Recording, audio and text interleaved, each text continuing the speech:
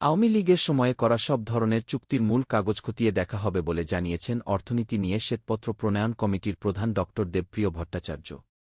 মূল্যস্ফীতি ও জাতীয় আয়ের তথ্য বিশেষভাবে খতিয়ে দেখা হবে বলেও জানান তিনি।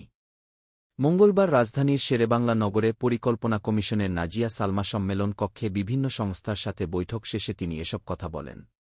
বৈঠকে সরকারের তথ্য তৈরি, পরিবেশন এবং প্রাক্কলন যারা করেন, এমন ২৪টি সংস্থার প্রতিনিধিরা অংশ নেন। এ সময় শ্বেতপত্র প্রণয়ন কমিটির সদস্য মোস্তাফিজুর রহমান, সেলিম রায়হান সহ অন্যরা উপস্থিত ছিলেন। সংস্থাগুলোর মধ্যে বিবিএস, বিআইডিএস, এনবিআর, বিডা, বেজা, বিসিক, কৃষি মন্ত্রণালয়সহ বিভিন্ন সংস্থার প্রতিনিধিরা ছিলেন। ড দেবপ্রিয় ভট্টাচার্য বলেন, জিডিপি, জাতীয় আয়, মূল্যস্ফীতি এবং এডিপির প্রাক্কলন করা হয় এগুলোর বস্তুগত ভিত্তিতে, যা অত্যন্ত দুর্বল। এগুলো কিভাবে হয় এসব বিষয় খতিয়ে দেখা হবে। এজন্য আমরা আলাদাভাবে বিবিএসের পরিসংখ্যান ব্যুরো সাথে বসব। ড দেবপ্রিয় বলেন, রাজনৈতিক চাপে সরকারি কর্মকর্তারা সঠিক তথ্য দিতে অসহায় ছিলেন।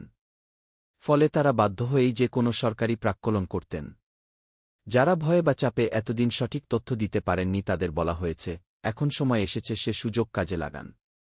তিনি আরও বলেন, আওয়ামী লীগের সময়ে করা সব ধরনের চুক্তি, জ্বালানিসহ বিভিন্ন বিষয়ে যেসব চুক্তি হয়েছে সেগুলোর মূল চুক্তির কাগজ চাওয়া হবে এবং খতিয়ে দেখা হবে। এক প্রশ্নের জবাবে শ্বেতপত্র প্রণয়ন কমিটির প্রধান বলেন, আমাদের তৃতীয় সভা হবে। আমরা তথ্যপাত্য পেয়েছি। এখন লেখার কাজ কিভাবে শুরু হবে সেটি নিয়ে আলোচনা হবে। আমরা যে উন্মুক্ত তথ্যপাত্য চেয়েছিলাম এতে ব্যাপক সাড়া পড়েছে। আমরা দ্রুত ঢাকার বাইরে টাউনহল বৈঠক করব। আমরা কি পেয়েছি সেই ভেতরের তথ্য এখন বলার সময় নয়, সময় এলে বলা হবে।